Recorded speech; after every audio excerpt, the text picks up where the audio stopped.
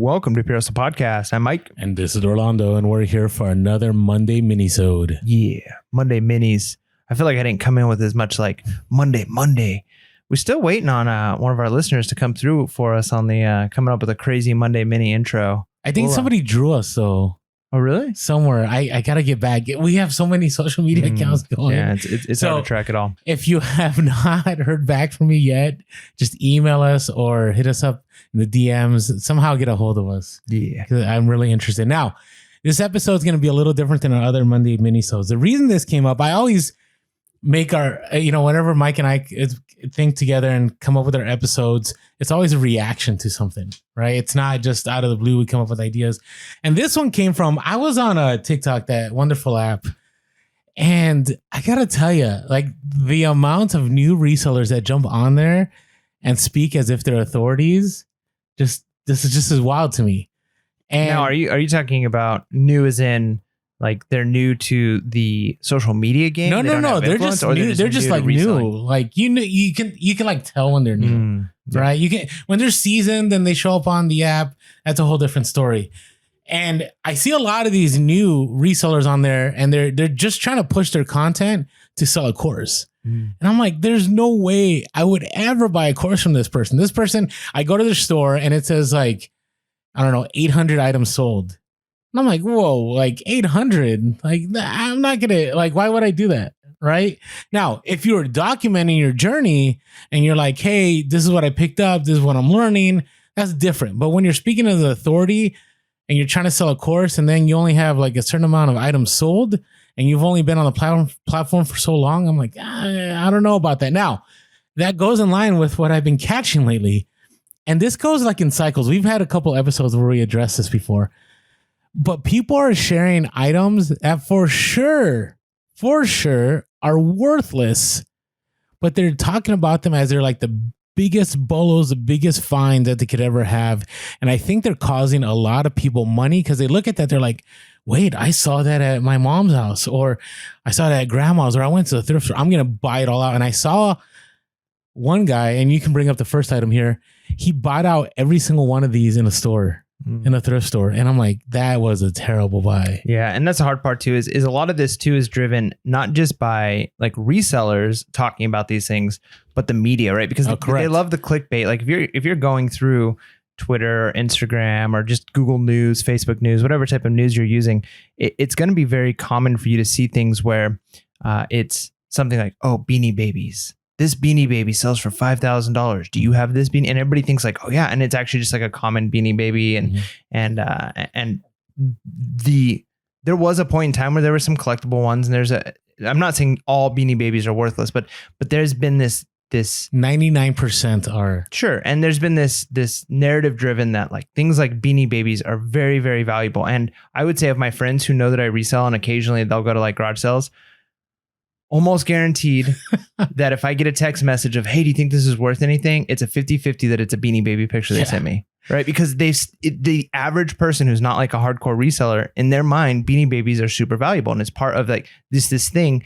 And the thing is, you can still look and see examples of them that have sold for a ton of money on eBay. And there doesn't seem to be a clear reason why. And we're going to discuss those reasons today. But there's a couple of other items too that kind of fall in this category. Well, I just want to stay on the topic of Beanie Babies.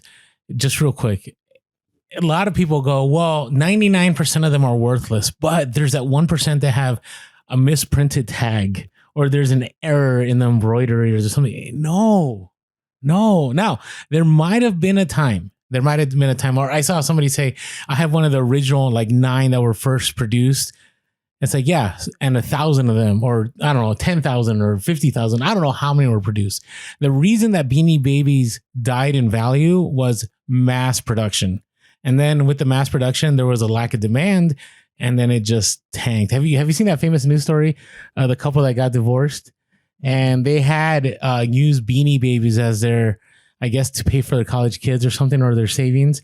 And as part of the divorce settlement, they had to split up the Beanie Babies. Jeez. But we're not in that era anymore. Yeah, and part of it too is like just driven. Like sometimes it's just it's a fad, right? Remember when fidget spinners were popular? Right now it's like poppets are popular, and there are fads where you walk in the mall and there's whatever booth is in the mall and is selling like the current thing that all the kids are into. And that fad typically lasts for a year, maybe a little less, maybe a little more, depending on the fad. And then, things start getting mass produced and then it's gone. And you could look back and go, well, people were paying good money for this stuff. Yeah. And that market has died. Like the demand for it has died. And so I don't think there are many Beanie Baby collectors today, right? Which is the thing. Like there are going to be some who collect those things. But again, it's this idea, this thought that people are going crazy for Beanie Babies. But there was a time when McDonald's was giving Beanie Baby toys out as part of their Happy Meals, and they had to limit how many Happy Meals a person could buy in a day because people were just going crazy to get in the lines. If they did Beanie Babies today, people would not be going to McDonald's to try and get Beanie Babies. Yeah, I think the last valuable Beanie Baby that sold was a collab with Supreme. I think it was like 3 months ago. But even those, they were selling for maybe 2x, 3x. It wasn't, I have the $14,000 Princess Diana Beanie Baby. All right, so we'll get back as to the reasons why. Let's jump to the second one. This one, I felt really bad because I seen a few people and they picked up like it was like a Beauty and the Beast sealed black diamond VHS. What, a black diamond? A black diamond. Serious? Yes. And so they looked up comps and they're like, wow, the last one sold for $14,000. And so they brought out their box and they had all these, like VHS tapes, and they were, some of them weren't even like sealed. They were just used tapes. And I wonder how many people like instantly were like going out of their basement and calling their parents. And because I gotta admit, that happened to me too. In the early days, I fell for that trap. And I remember I began to like look for like the black diamond. And then after a while, luckily it was the beginning of us being on social media, appears a podcast a few years ago. I was like, wait a second.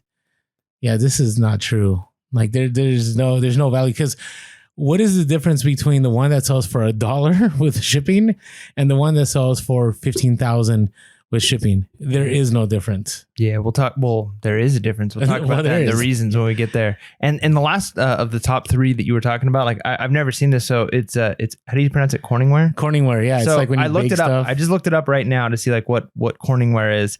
And it's funny because I see identical one from Amazon, like a set, brand new. It's actually a 4-piece for $180. It's got decent reviews. I'm sure people still buy this cookware. And then right next to it is the exact same dish, and it's showing from eBay.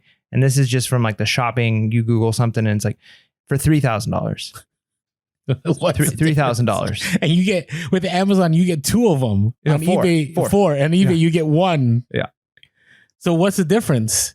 Well, we're going to talk about that. Okay. All right. Now we share this because listen, if there is something Mike and I have missed too, we're willing to admit it. Comment below. Say you guys are dead wrong.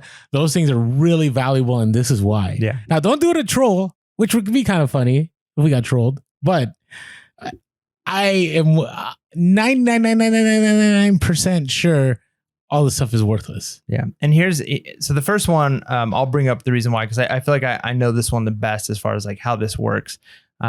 Not because I've done it personally, but I think one of the reasons is it's money laundering. Yeah. 100%. Right. And so, for those of you who don't know how money laundering works, I'm not going to give you the how-to money launder, but essentially we get banned on YouTube. Yeah, essentially the idea is, it's like the new anarchist cookbook, like watch Pearsall podcast. They'll teach you how to money launder. So the idea behind money laundering is you take dirty money, which is money that's not accounted for. You can't prove where it's coming from. Maybe it's stolen. Maybe it comes from black market trades. Maybe it comes from just cash deals. Like if you sold a bunch of stuff cash and all of a sudden you've got hundreds of thousands of dollars in cash because you've been doing cash deals, well, you're going to have to pay taxes on that if you go take that money and drop it off at the bank. Mm-hmm. And they're going to want to know where you got it from. And if you don't have like a good way of how you got that money, you're going to be into some issues. So maybe it's not a big deal if you're willing to pay the taxes. But if you're selling something like drugs, how do you prove where you got $300,000 this month from? So the way a lot of people can money launder is you have a legitimate business of some kind, something like a flower shop, something that deals in cash, a laundry mat, like an actual laundry mat, like something where it's hard for the IRS to know how much money you're actually bringing in. There's a popcorn shop in the mall that's by us that has been there for years, and I've never seen one person buy popcorn from it. But that shop has never closed. Yeah, it's still all these other shops closed. The popcorn shop doesn't. I'm convinced it's a money laundering place. So what they do is they close up, they go to the bank, they drop off, and they say, "Yeah, we made $3,000 in popcorn today." even though it wasn't popcorn. But the nice thing is then that money goes into a bank account and it can be spent. So they have to pay the taxes on it. This person, if you're money laundering something on eBay, now all of a sudden you have a way to say, yeah, this is why I have $15,000 in my bank account. I'll pay taxes on it, but at least now it's accessible. And it's a legitimate business. I sold a Beanie Baby for $15,000. Right. I sold this Corningware for $30,000. But what you really sold was something else. Yeah. Right. Or maybe you didn't sell anything, right? You made up the transaction between you and somebody else that's part of your business. And as a result of that, you have a transaction that now you can claim as valid. Right. Yep. So anyways, we're not trying to delve into that too much, but I 100% believe that's actually, not only do I believe it is verified. So for example, ISIS, and how we're going to get banned. ISIS was doing this like 3 years ago. You can Google it on the news, and they were doing money laundering with printers on eBay, and they're money laundering printers, and that's how they're making transactions legal, so they could have this cash to fund their operations without getting busted. And so, yes, it does happen. Was that? I said I never heard that story. Hopefully it's a legitimate. No, it is. I'm pulling it up right now. Let's see here. Yeah, here. This is from Time Magazine. Report says, now this is becoming a longer Monday mini episode, but it says, an FBI, this is from Time Magazine. Just read the headline. ISIS used eBay to send money to U.S. operative, investigators say. So let me just read it real quick. An FBI investigation found that a senior Islamic State official sent money to an alleged operative based in the U.S. via a global financial network that used fake eBay sales to mask payments, the Wall Street Journal reports. A recently unsealed affidavit filed in a federal court in Baltimore alleges that the U.S. citizen, I don't need to read his name, pledged allegiance to ISIS and received about $8,700 from terrorist organization through PayPal under the cover of fake computer printer sales, according to the Wall Street Journal. Yeah, and see what this could do for somebody. And again, of course, I think that's the extreme, right? Like we're not saying that every Beanie Baby, every Black Diamond every Black Diamond sale is that, right?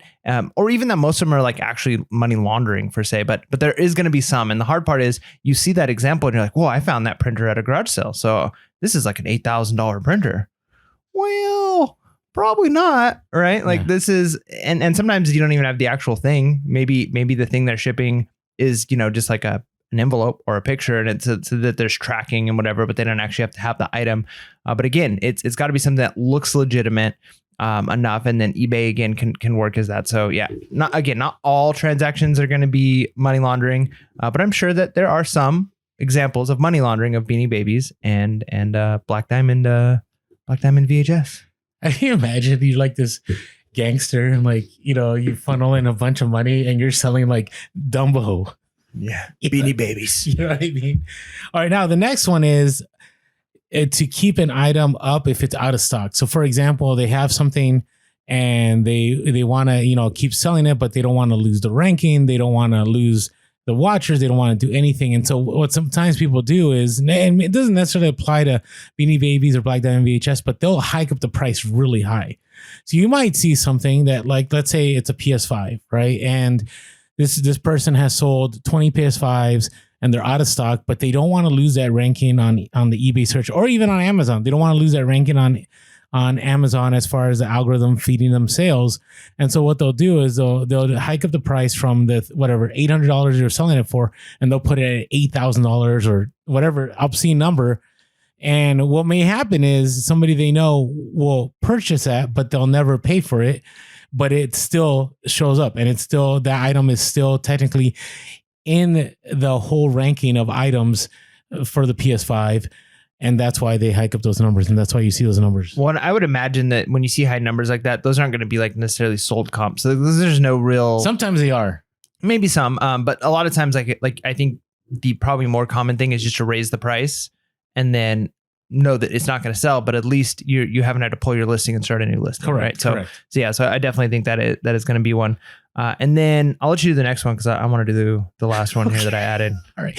So sometimes it's also a deal between buyers. So let's say Mike and I are, he has something that I want, and I'm like, hey, I can't, pay for it now, but I want to buy a bunch of your items. So sometimes what will happen is they'll create a whole new listing, but it'll be some obnoxious price, so nobody else buys it. And I've done that before. I've had somebody say, "Hey, I really want this jacket, but I can't pay you till tomorrow. I promise I'll pay you." And you know, sometimes you can say no. Let's just let it stay.